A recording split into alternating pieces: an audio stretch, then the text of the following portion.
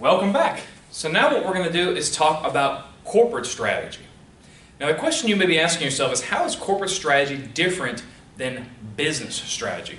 Well, it's a question of levels of analysis. The tools and the techniques and everything that we have discussed and will discuss can still apply whether you're talking about business or corporate strategy, although there's a few things we're going to talk about today that are especially germane to corporate strategy. So if I were to drop a standard matrix style organization with your CEO at the top, your functional staff here on the side. I've got some other modules that go into this in more detail, so I'm assuming you already are familiar with this. And you come down here.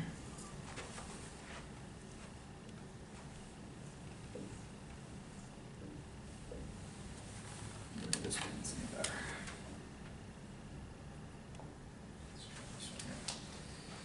Some of these pens kind of wear out on me as I'm working. And then we've got our different strategic business units down here.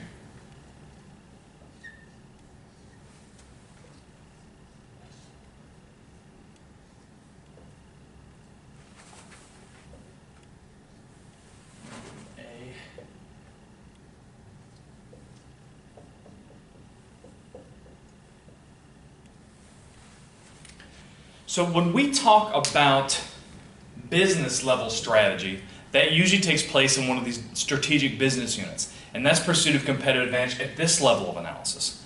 Corporate level of strategy looks at the whole thing.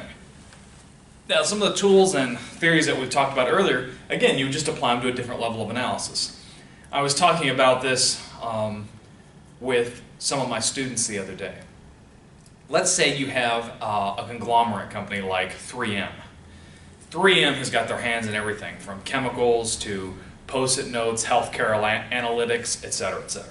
So if you're talking about the business level strategy of 3M, you would look at their different strategic business units. So like the people that make the sticky notes, the chemical processing, the healthcare analytics, the data management, etc., etc. And you'd have different strategic group maps and different scenarios that you'd build for all of these.